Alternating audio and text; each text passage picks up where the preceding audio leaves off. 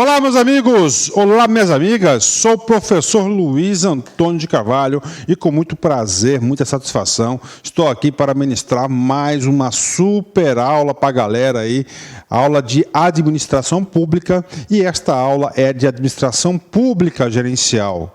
Ou seja, essa aula nós vamos fechar uma trilogia de assuntos, né, que é a administração pública patrimonialista, a administração pública burocrática e agora a administração pública gerencial.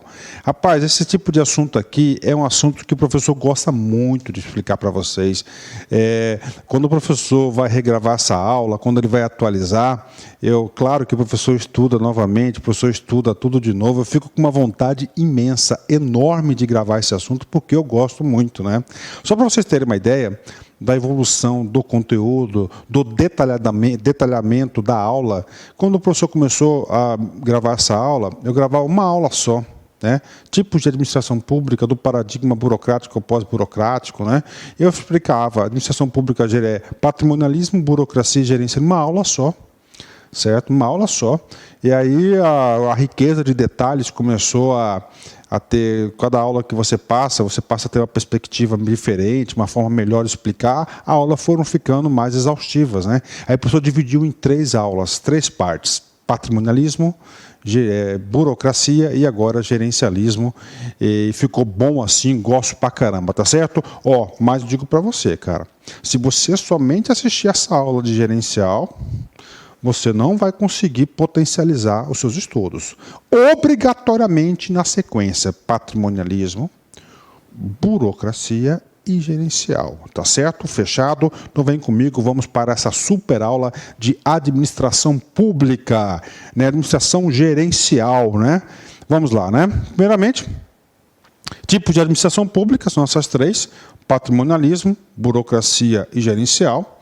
Nesta aula, eu vou fazer um aprofundamento para vocês terem uma visão global que está acontecendo no mundo, e claro que vocês vão perceber que esses preceitos de reforma para transformar, na tentativa de transformar a administração pública burocrática em gerencial, ainda estão bastante vigentes, inclusive, né? Vamos aprofundar bastante esse assunto hoje.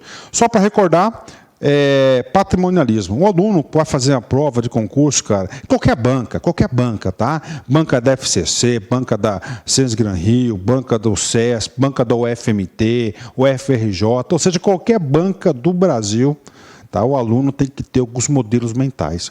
Essas 3 aulas juntas não são aulas simples, não. Vocês estão tendo super aulas, vocês podem ter certeza disso. O conhecimento, o conteúdo ministrado nessas aulas é de altíssimo nível.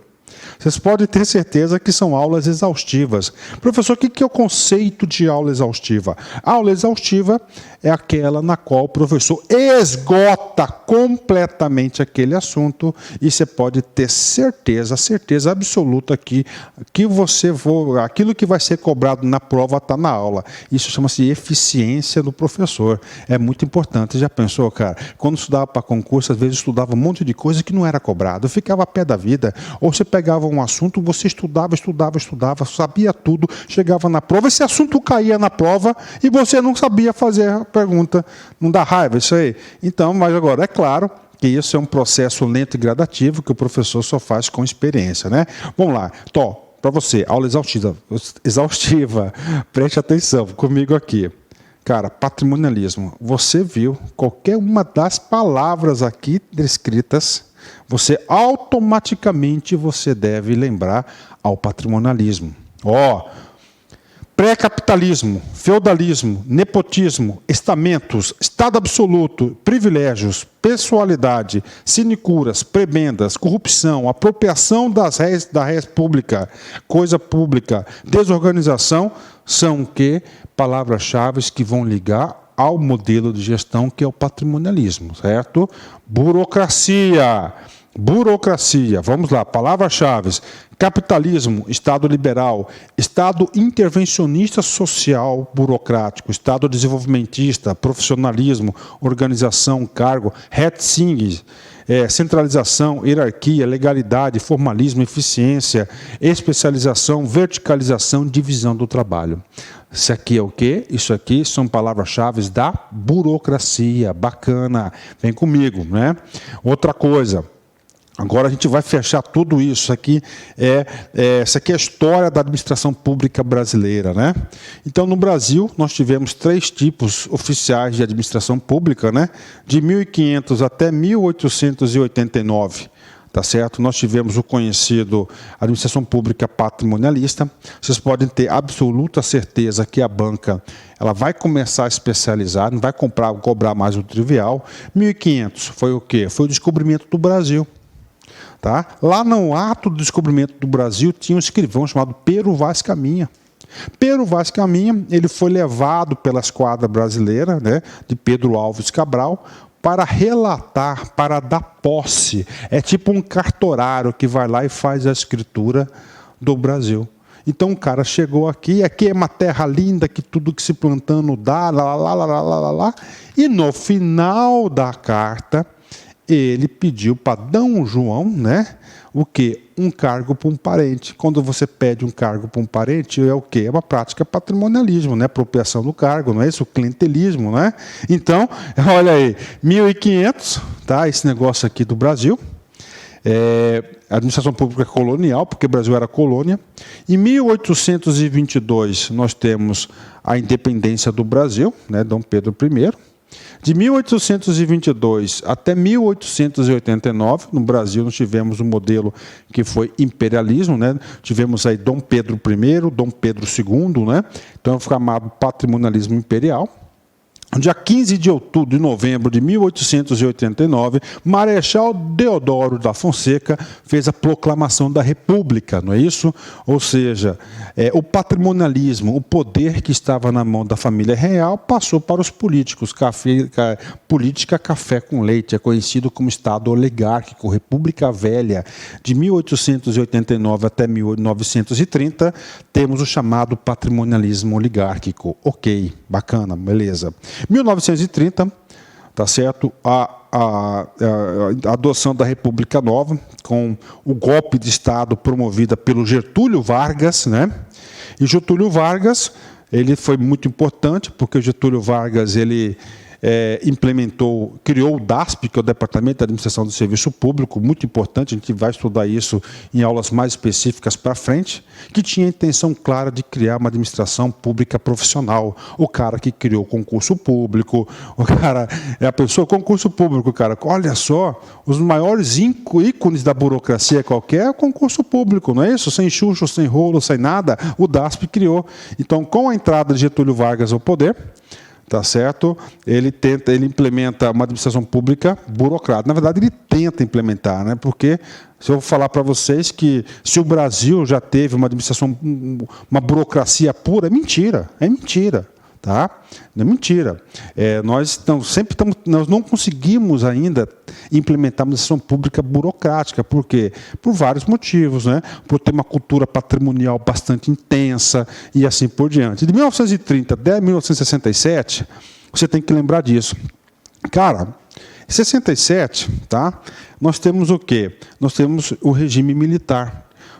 Dia 31 de março de 64, ocorre o golpe militar, os militares assumem o comando, não é isso?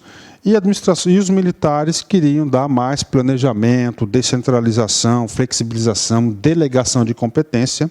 E no Brasil, em 67, os militares implantam um modelo gerencial de administração, através do Decreto-Lei 200, né? Vai até 88. Em 1988, tá? O fato que tirou o Brasil da administração pública gerencial e volta para a burocrática foi a Constituição de 88, né? A Constituição de 88, ela é chamada no meio acadêmico, isso pode cair na sua prova como retrocesso burocrático. Por quê? Porque o Brasil vinha de uma tocada do gerencialismo, chega a Constituição de 88, o que a Constituição de 88 faz? Negativo, volta ao patamar anterior. né, adota a administração pública burocrática. Logo, o Brasil sentiu os efeitos da burocracia, do engessamento, né, início da globalização. O Brasil começa a fazer parte do mercado mundial com a abertura econômica de 1990. O Estado burocrático não consegue atender às necessidades do povo.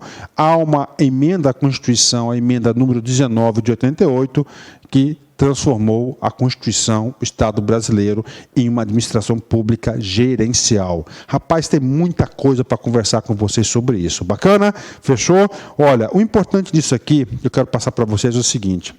Vocês têm que entender o Estado. Vocês têm que entender o momento.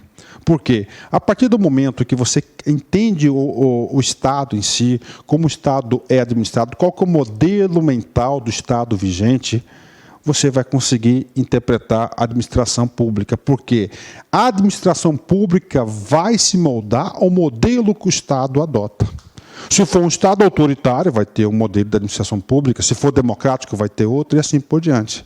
Tá certo? Nesse sentido, agora, nós vamos fechar a nossa linha do tempo com explicações mais precisas e vocês vão entender bastante coisa aqui. Então, nós temos aqui, né, no feudalismo, tá? O proto-Estado, porque não havia um Estado, porque não existia.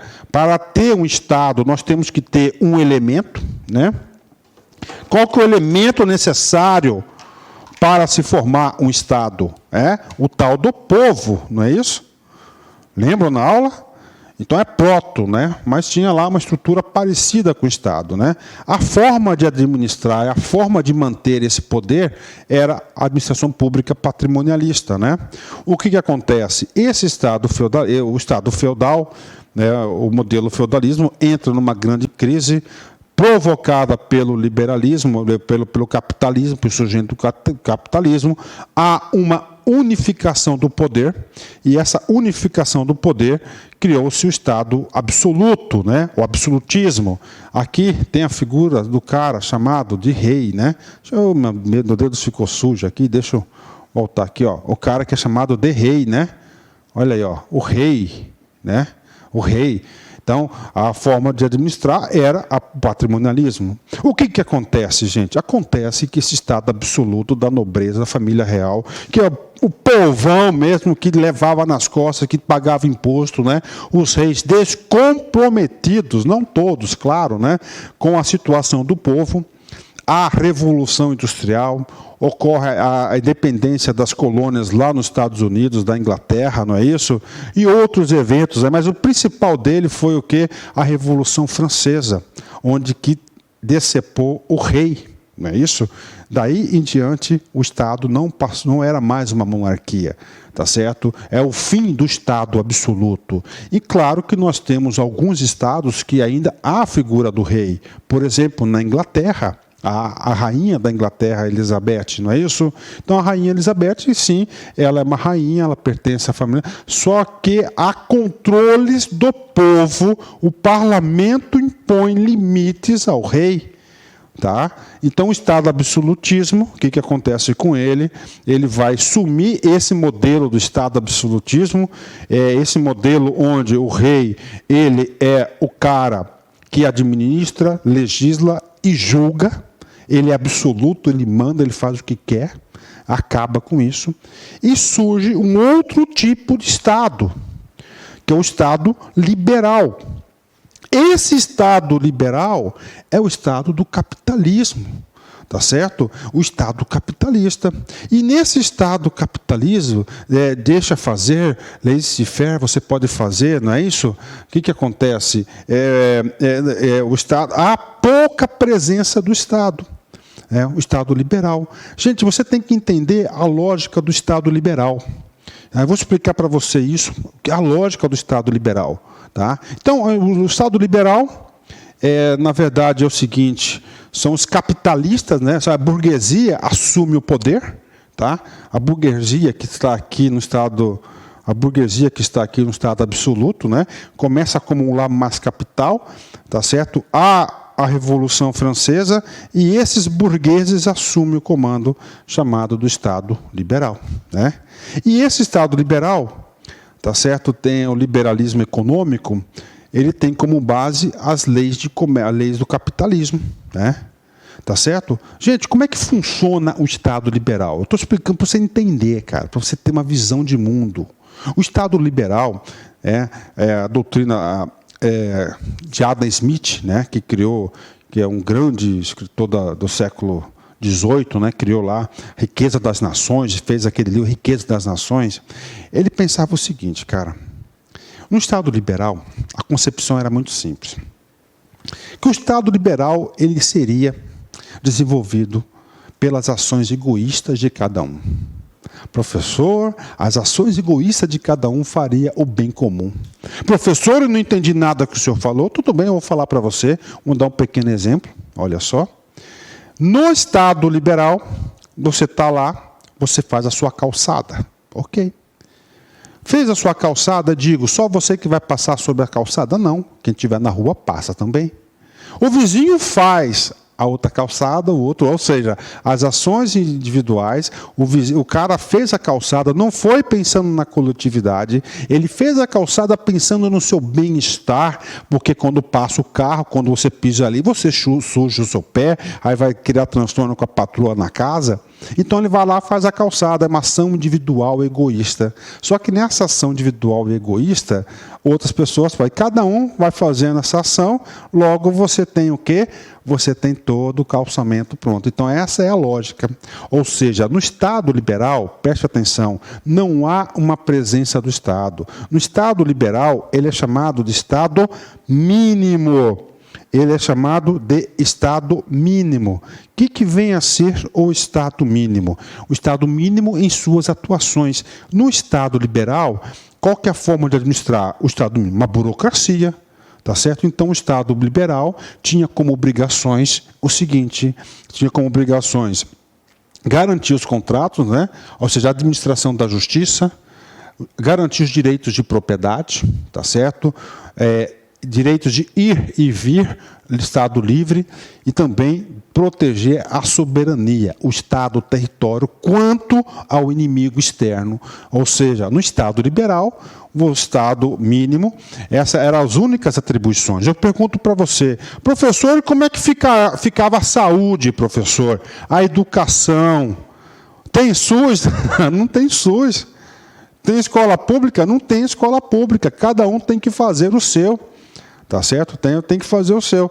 Então, a burocracia, ela foi muito importante para manter as estruturas, aí, capitalistas. Aqui surge a primeira Revolução Industrial, a segunda Revolução Industrial, e estava aqui. Né? Só que o que acontece nesse Estado aqui de ação egoísta individual? É muito perverso esse tipo de Estado. Muito perverso, né?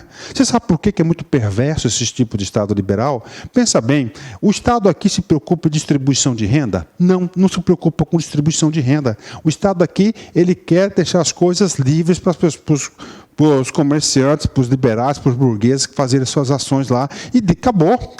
É o Estado excludente. O que acontece nesse Estado aqui? Acontece aquele cara que tem dinheiro, a tendência é ficar com mais dinheiro. Aquele que não tem, a tendência é ficar cada vez mais pobre. Não há interferência no Estado de distribuição de renda. E o que acontece? Esse Estado deu certo, esse Estado foi tranquilo, né? E esse Estado, de todos os Estados aqui, é o único Estado que nós temos uma data de falecimento registrado. Pergunto para você, minha amiga, qual que foi a data de falecimento do Estado liberal? A data de falecimento do Estado liberal foi no ano de 1929, com a queda da Bolsa de Valores dos Estados Unidos. O que aconteceu, cara? As indústrias começavam a produzir cada vez mais, tá certo? Só que não tinha para quem vender. Por que não tinha para quem vender? É muito simples, porque não tinha mercado consumidor. As pessoas que não têm dinheiro ficam cada vez mais pobres. Então, o cara lá, o Ford, fez o carro dele e ele não conseguia o quê? Vender esse carro, porque não tinha para quem vender. Houve o quê? O fim desse Estado liberal. Pode pegar filmes de época, você vai perceber, com a queda lá, com o fim do Estado liberal de 1929, vai acontecer o seguinte, cara. Vai acontecer o seguinte, olha só, pessoas desempregadas, sem renda, as indústrias quebrando, ou seja, um caos completo. Aí surge, tá, um inglês chamado John Maynard Keynes, né? Que ele faz uma concepção de Estado. Ele fala assim, não, o Estado vai assumir a situação que está. Nós vamos ser o responsável, nós seremos o responsável pelo Estado. Aí o Estado, tá? Aí eu pergunto para você aqui, no Estado liberal, sempre nós temos uma trilogia: Estado, mercado e população, povo. No Estado liberal, tá? Como é que estava o mercado? Como é que estavam as empresas? Quebrado. Não tinha para quem vender. Dinheiro, inflação, hiperinflação, não sei o quê. E o povão lascado. Por que o povão estava lascado? Porque não tinha dinheiro, não tinha emprego, não tinha o que comer. E o Estado? O Estado estava bonito na foto. Por quê? Porque o Estado era um Estado pequeno, um Estado liberal, com poucas atribuições e ganhava muito dinheiro. Né? Então o Estado estava muito bem. Então esse cara, Estado, com a crise, com o fim desse modelo liberal que não existe mais, ou seja, o modelo liberal dos burgueses se mostrou o quê? Um fracasso, não dá certo, não tem como dar certo. Tem que ter algo maior para regular as relações entre mercado e sociedade, tá? Entre o povo, tem que ter isso, senão não vai dar certo. E aí acontece o seguinte, cara. O que acontece? Acontece que o John Maynard Keynes falou o seguinte, o Estado vai passar a assumir essa situação. Tudo isso para explicar como é que a burocracia entrou no Estado. Tinha um monte de cabra desempregado. O Estado pegou e contratava os caras. Acho que você já deve ter visto essa cena em algum filme. Contratava os caras, tudo desempregado, para quê? Para de manhã fazer buraco, cavar, e à tarde tampar. Cava de manhã, tampa. Professor, mas que trabalho inútil é esse, professor? Olha só, que trabalho inútil é esse? Sim, trabalho inútil. Não serve para nada. Mas aquele trabalhador, tá certo? Aquele trabalhador passou a ter direito a um salário. E com esse salário, ele foi incluído no mercado de consumo. Ele passou na padaria, comprou um pãozinho, comprou um chinelo, um sapato, uma camisa, enfim. Incluiu ele no mercado de trabalho, no mercado. Incluindo esse cara no mercado, ele começa a girar dinheiro. Não começa a girar dinheiro, o empresário começa a receber, o governo também, porque entra dinheiro para o governo, tudo ele cobra imposto, né? Então começou a recuperar. Aí o John Maynard Keynes falou o seguinte, cara, em vez de ficar contratando um cabra para fazer buraco e tampar, meu filho, por que você não contrata, por que não vamos contratar esse cara para fazer o social? Qual que é o social, cara? O social aqui é educação, saúde, assistência social, previdência social. Então, o Estado, tá certo, para movimentar, para salvar. Então, foi isso. E a indústria? A indústria deu certo? Claro que deu certo. Então, nesse momento aqui, cria-se o Estado intervencionista, porque agora o Estado, tá certo, ele vai regular as transações aqui, entre mercado e sociedade, tá? Essa configuração. No Estado liberal não tem essa parte aqui, tá? Mercado e sociedade tem a sua... no Estado liberal, gente, a concepção a regulação do mercado no Estado liberal é a lei da demanda e da oferta, ou seja, microeconômica, né? Então, o mercado produz para a sociedade, então é uma relação microeconômica ali da demanda e da oferta. Já no Estado intervencionista social burocrático, ele passa a ser um Estado que vai controlar, que vai regulamentar. Opa, vou tributar esse sujeito aqui, que tem muito, tá certo? Vou arrecadar o dinheiro e vou investir aqui em políticas sociais, de educação, de saúde, de assistência social, de previdência. Então, a partir desse momento aqui, tá? Esses direitos universais são agregados ao conceito de cidadão. Tá? Aqui no Estado liberal, ir e vir de liberdade, direito à propriedade, foram garantidos nesse. Então, você percebe o seguinte, que o ser de hoje, que tem tantos direitos, é o processo lento e gradativo de várias situações. Então ele vai fazer como? Olha só, primeira coisa, Estado intervencionista social burocrático. Por que social? Agora o Estado passou a garantir esses direitos como direitos de cidadania para o seu povo. Tá? Por aí ele começa a fazer educação, saúde, claro que essa política aqui deu muito certo, né?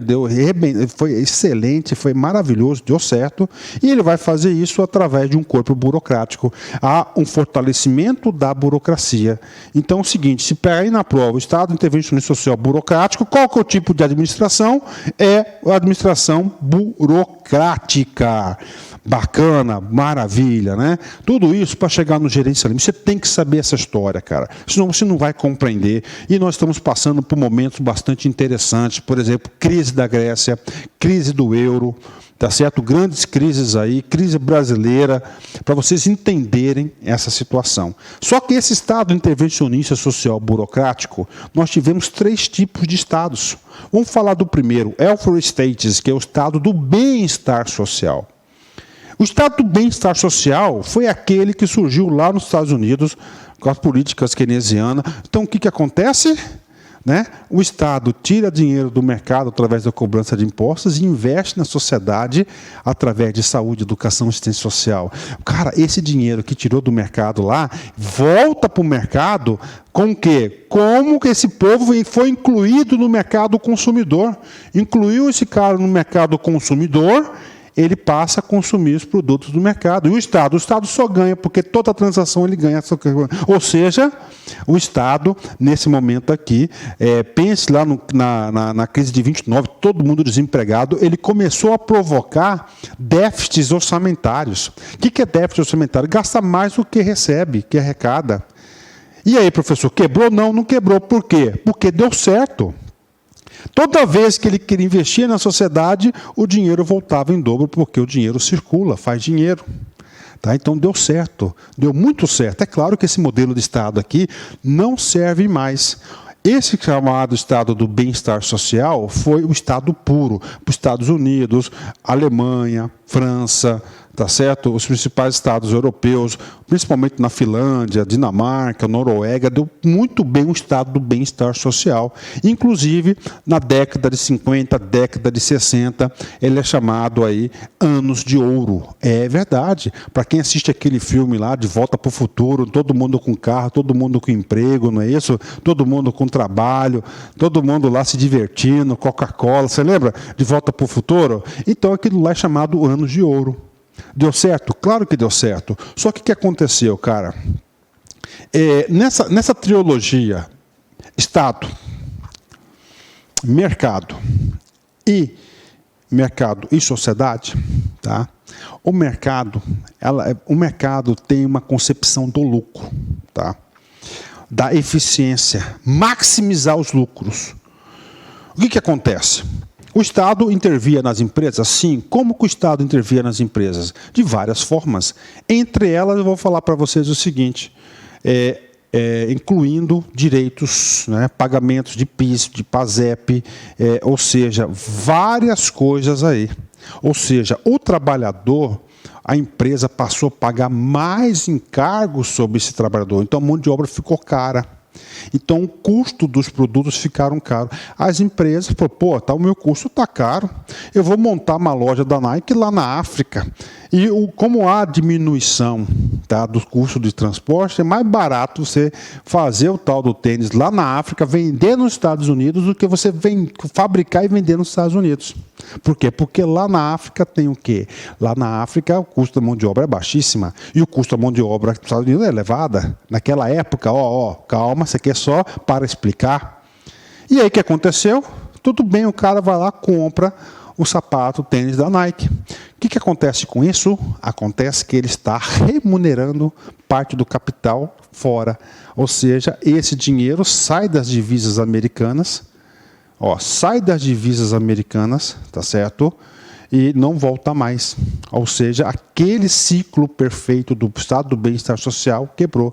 Os estados quebraram. Então, os estados, né, Inglaterra também se inclui aqui, né? Então, quebra toda essa estrutura. O Estado começa a ficar bastante caro, tá? bastante caro, o Estado fica bastante caro, não consegue fechar as contas públicas, aqueles déficits provocados no orçamento, não volta mais o dinheiro, porque é o mundo globalizado, a globalização, né, a busca do capital. E o Estado tem que ser reformado urgentemente, tá certo? Estados desenvolvimentistas, esse aqui é do Brasil. Tá? O maior ícone do Estado desenvolvimentista no Brasil é Juscelino Kubitschek, né? 50 anos em 5. Aqui no Estado desenvolvimentista, utiliza-se uma parte burocrática, mas com bastante práticas patrimonialistas, né? O Estado aqui, que ele faz aqui, né? Ó, só para vocês terem uma ideia, para vocês terem uma concepção, né? Vou colocar aqui, ó, aqui é o Free States, tá? Desenvolvimentistas e estados socialistas. Olha como é que é o modelo mental. Tá? Em todos os estados... Ô, professor, o que é isso? Pronto. Quem está no topo é quem? É o Estado. Ele é o responsável, certo? Por quê? Pelo planejamento do país, pelo país. Aí nós temos aqui, ó, certo? Sociedade... Sociedade e sociedade. Aí nós temos aqui o mercado. Beleza. No Estado do Bem-Estar Social, tá? Então, assim que funciona. O mercado é mercado. No Estado desenvolvimentista, esse setor aqui, ora tá certo, utilizado pelo mercado e ora pelo próprio Estado. No caso do Brasil, estatais não era para estar no setor produtivo, então estava aqui. Então, o que aconteceu no Estado desenvolvimentista, né? Como o Estado está presente aqui e o Estado ele tem a função do bem de todos, não é isso? Não pode visar lucro, mas a satisfação da sociedade, o mercado é para lucro, ele não tem competência para gerenciar o mercado. Então, no Brasil, o Estado desenvolvimentista esgotou, porque grandes empresas deficitárias, e quando uma empresa deficitária ocorre o prejuízo, a administração pública tem que socorrer. Já no Estado socialista, o Estado assume 100% aqui o mercado. É claro que houve a crise do Estado soviético, né? Houve a crise do Estado soviético, quebrou lá. Então, nós temos esse tipo de Estado. Ou seja, o Estado intervencionista, em qualquer uma das suas perspectivas, ele faliu. E há necessidade de quê? De reformar esse Estado, criar um outro tipo de Estado. Ah, lembra quando teve a burocracia que surgiu para combater o patrimonialismo? Sim, ocorre. Agora, qual que foi a solução adotada?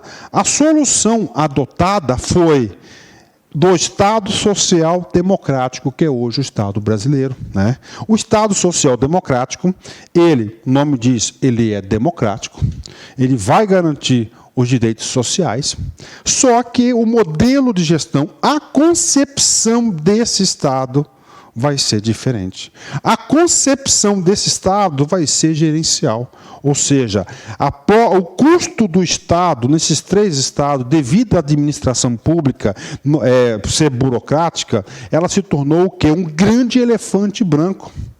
Um grande elefante branco. Por exemplo, você pega a Secretaria você pega o Ministério Ministério da Saúde, a máquina burocrática é muito grande. Qual que é o principal defeito da burocracia? Estudamos isso lá na aula.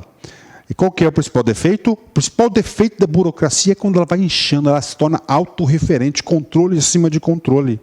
Tá certo? Então, esses três estados aqui tinham controle. A administração pública, o Estado estava bombado, tá? Estava cheio, tava a despesa elevadíssima. E não conseguia diminuir a despesa, porque o custo burocrático era muito alto. Então, o Estado ele tinha que se reinventar, tem que se modernizar, tem que mudar a concepção para poder atender a sociedade através da democracia. Então, as reformas do Estado, nessa concepção, o Estado intervencionista social burocrático, não existe mais os anos de ouro, o Estado do Bem-Estar Social acabou nos Estados Unidos na década de 70, o Estado dos desenvolvimentistas também não tem mais essa concepção, e nem os Estados socialistas, né? Embora tenha alguns estados aqui da América do Sul, alguns países da América do Sul que estão tentando implantar o socialismo, né? Vamos ver até onde vai essa conversa, porque não tem como. Eu não sou filiado a partido político nenhum, gente, tá? Nenhum, e nem tenho essa pretensão de me filiar. Eu quero dizer para vocês o seguinte, quero dizer para vocês que essa é uma concepção que não dá certo, não tem como dar certo pela estrutura. Então o Estado tem que se modernizar, ele tem que ter uma administração mais eficiente. Então vem, o Estado aqui existe? Sim, existe, é forte, sim. Qual que é o problema do Estado? O Estado aqui ele é incompetente, ele é caro, ele é ineficiente. Professor, você não falou que a burocracia é para dar máxima, buscar na máxima eficiência? Sim, só que as disfunções da burocracia dentro do Estado eram muito grandes. E aí o que acontece? Aquela concepção de Estado, do controle, tudo bem, só que passaram-se 100 anos de burocracia. As pessoas mudaram, o Estado mudou. E o que acontece? Agora, gente, o Estado não precisa partir da desconfiança essencial nas pessoas. O Estado agora acredita um pouquinho assim nas pessoas. Então, o que acontece? Vai flexibilizar, vai mudar a forma de controle. Nessa perspectiva, cria-se a administração pública gerencial. Detalhe, a administração pública gerencial, ela está baseada na iniciativa privada, no mercado. Por quê? Porque no mercado que se tem eficiência. Eles são competentes para produzir lucro, produzir resultados mais eficientes. Então, a administração pública vai importar procedimentos e mentalidades da administração privada. Essa mentalidade e procedimentos vão passar por um ajuste conceitual, ou seja, por um ajuste público de coisa pública para não dar lucro, para dar somente eficiência, e surge a administração pública gerencial. Então, o seguinte, questão de prova. Se falar que a administração pública gerencial vem combater a administração pública burocrática, você fala que está errado. A administração pública gerencial, ela está alicerçada ainda na administração pública burocrática e assim vai permanecer. A administração pública gerencial vem dar eficiência atual à administração pública. Como? Flexibilizando alguns pontos e algumas concepções. O Estado passa a gastar menos, o Estado ele vai diminuir, tá certo? O Estado vai regular melhor as relações entre mercado e sociedade e assim por diante. Tá certo, meus amigos? Então surge a administração pública gerencial, né? Nesse sentido, vamos lá.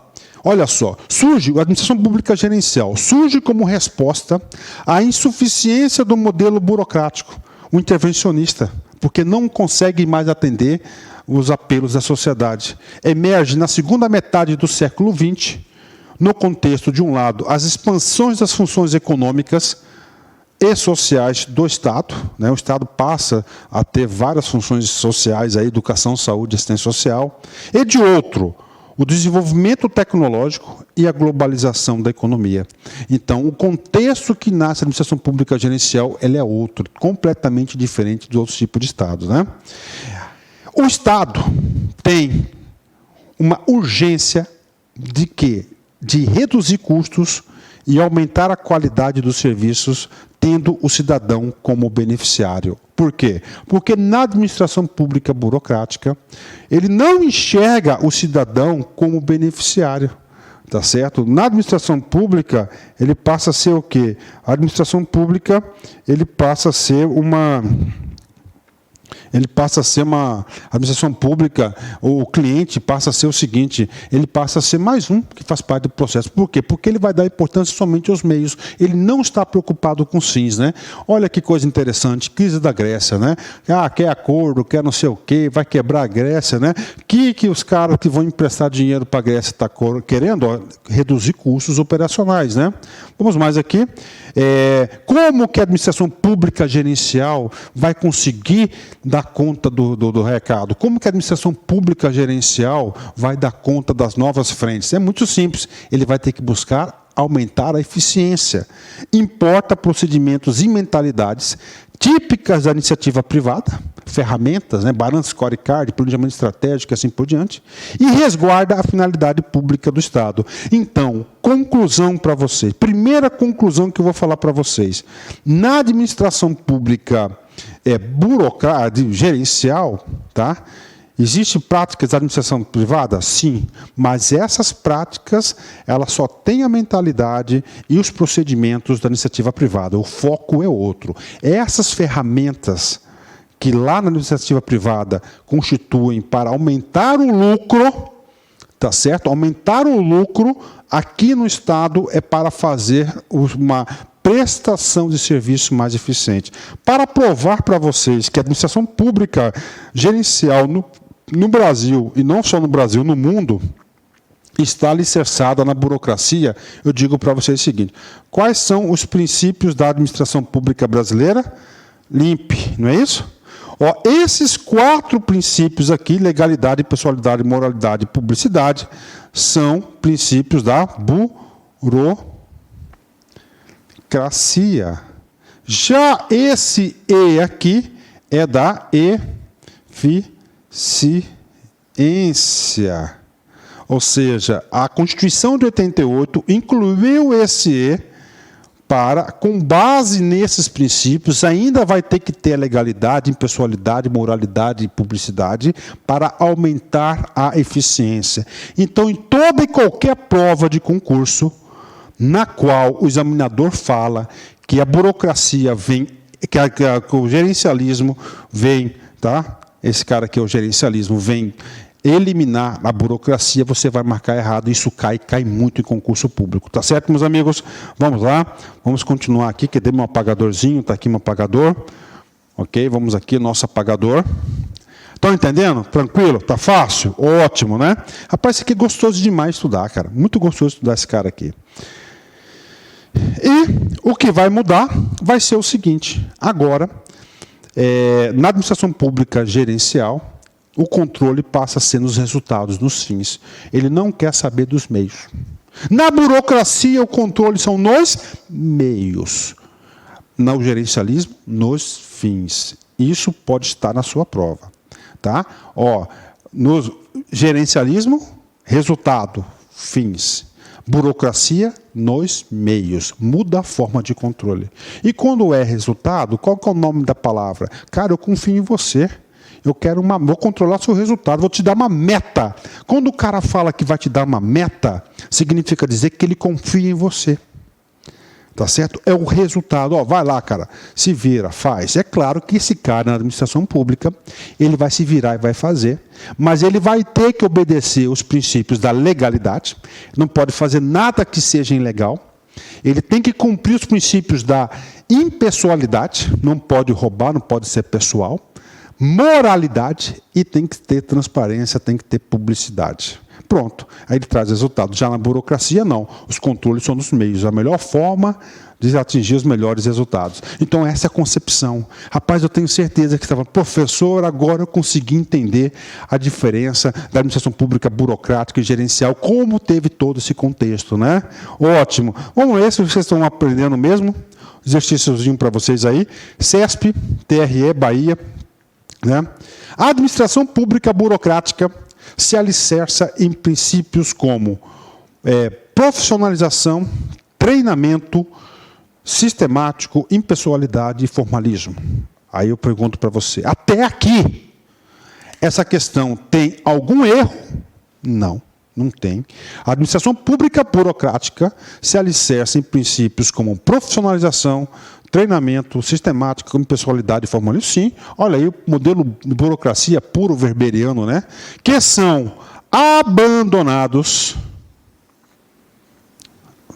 à medida que a administração pública gerencial, calcada na eficiência e na eficácia, se sobrepõe ao modelo burocrático.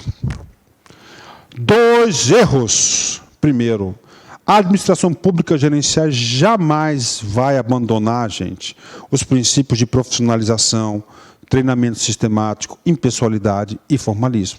Você tem que ser eficiente com técnicas de administração, por exemplo, planejamento, organização, balance scorecard, 5S, ciclo PDCA, brainstorms, todas as ferramentas que tem lá na iniciativa privada serão trazidas para a administração pública para aumentar a eficiência, mas com base nesses princípios, né? Então, a palavra abandonados está errada aqui, tá? Então, está errada aí, sobrepõe ao modelo né, ele não sobrepõe o modelo burocrático, ele vem complementar a eficiência do modelo burocrático. Então, essa questão aqui, ela está errada. Gente, questão de altíssimo nível, questão que o aluno, se fizer no automático, ele marca certa, porque ela começou tudo certo, mas a palavra abandonados, ela matou a questão. Você tem que ter essa perspicácia, né? Pronto, fechamos aí, tá certo? Então vamos continuar.